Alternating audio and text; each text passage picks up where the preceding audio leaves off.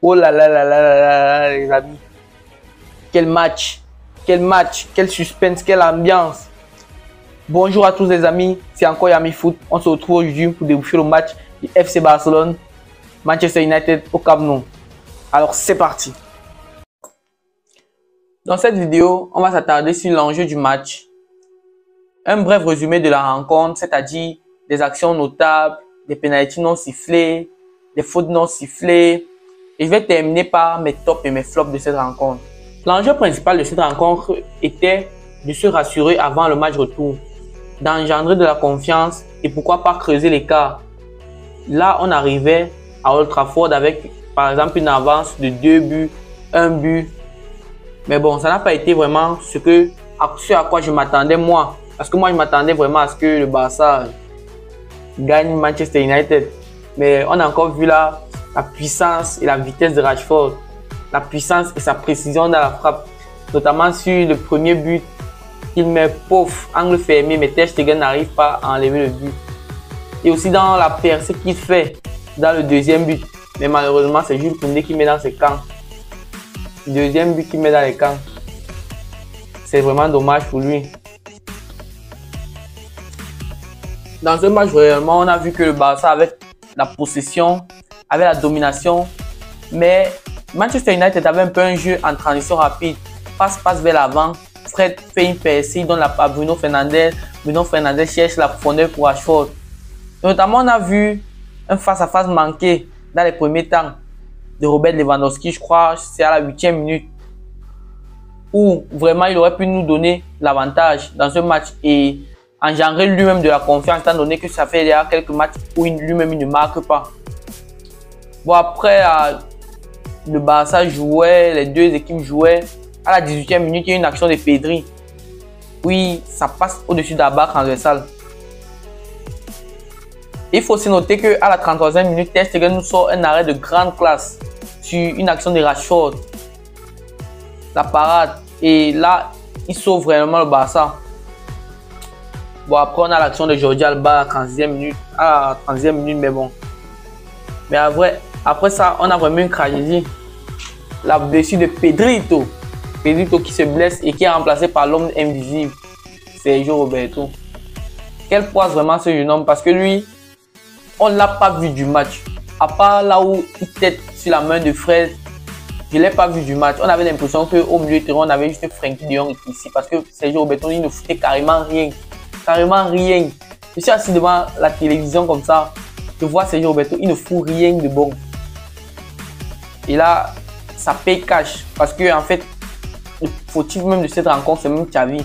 Parce que je ne peux pas comprendre comment un entraîneur a une équipe qui gagne, mais il décide de faire un changement décisif. Dans le mauvais sens du terme, bien sûr. En plus, ou en défense. Il enlève le roi du Danemark pour mettre le roi de la cour de répétition, Marcos Alonso. Et je crois que dans son choix de vouloir titulariser Jordi Alba à la place de Baldé, il a voulu jouer sur l'expérience. Et aussi sur le fait que Jordi Alba connaît bien donner les passes et tout. Mais en fait, ça paye cash. Puisque lorsque on lance Rashford dans la profondeur, je crois que Marcos Alonso, c'est lui le fautif sur le premier but.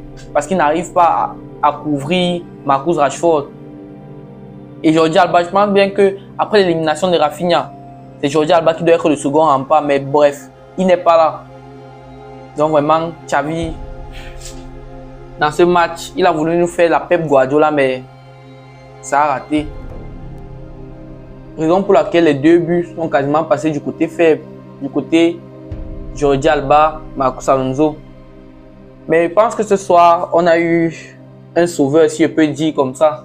Même comme sa première mi-temps était un peu mitigée, à la deuxième mi-temps, il a enfilé la casquette de Batman, comme le faisait Pierre-Emerick Aubameyang, en commençant d'abord par inscrire une passe décisive pour Marcos Alonso. Marcos Alonso qui célèbre à la Messi. Je pense que c'est un hommage forcément à son père qui vient de décider. Et aussi son but où il centre pour Lewandowski et ensuite personne ne touche et ça part entrer. On voyait vraiment la libération et la joie sur son visage, celui de Rafinha, qui, depuis qu'il est arrivé au Barça, bon, comme Dembélé est un peu plus fort que lui, si je peux dire même bien plus en forme même que lui, les supporters veulent voir Dembélé. Mais bon, il a une action, il a une opportunité à saisir. Il est bien vrai que Marcos Alonso est passé à côté de son match défensivement, mais offensivement, il nous apporte un gros soulagement, un gros ouf. Parce que la tête qu'il met sur le corner de Rafinha, parce que cette tête en réalité, elle délivre tout le Camp Nou et tous les supporters barcelonais qui étaient en train de regarder ce match, même ceux qui ne regardaient pas ce match. Cette tête nous a délivré. Maintenant pour mes tops et mes flops. En flop, je mets Sergio Roberto, qui a été vraiment inexistant, à part pour réclamer le penalty sur la main. Au lieu de jouer au foot, lui il joue au hand. Il veut aller jouer au hand. Il ne sait pas trop ce qu'il veut faire. En deuxième flop, je vais dire Jules Koundé, qui, je pense, qu'il a été vacillant, dispersé. Parce que même le contrôle qu'il rate dans la surface de réparation, là, ça peut carrément nous faire encaisser un but. Le but contre son camp, mieux encore, il tapait la main avec comme Suarez. On donnait le penalty que de mettre encore dans les goals. Comme autre flop, je vais dire Jordi Alba. Jordi Alba qui n'a pas apporté vraiment ce que je voulais qu'il apporte. Je dis la projection, il ne s'est pas vraiment projeté. Bon, Marcos Alonso, il sauve son match avec le but qu'il met. Et aussi, je me dis aussi que c'est aussi un côté émotionnel parce que en fait, le décès de son papa, ça fait même pas 2 semaines. Il vient, il joue déjà. Bref. Et en top, je vais dire... En flop même encore, il y a même encore Lewandowski. Lewandowski, je m'attendais à ce qu'il marque dans les grands matchs parce qu'au début, depuis qu'il arrive au FC Barcelone, il n'a pas encore marqué dans les grands matchs. On ne l'a pas encore vu dans les grands matchs contre les vraies équipes. C'est vrai, il marque en Liga, mais bref, en Coupe du Roi. Mais là-bas, on ne peut pas vraiment considérer ça comme... Ce sont des buts, mais vraiment, ce ne sont pas les buts qui marquent. Ce ne sont pas des buts qui restent gravés dans la mémoire. Parce qu'en fait, s'il marquait aujourd'hui, on devait dire Lewandowski le sauveur. Marca Mundo Deportivo, il devait afficher sa photo comme étant le sauveur.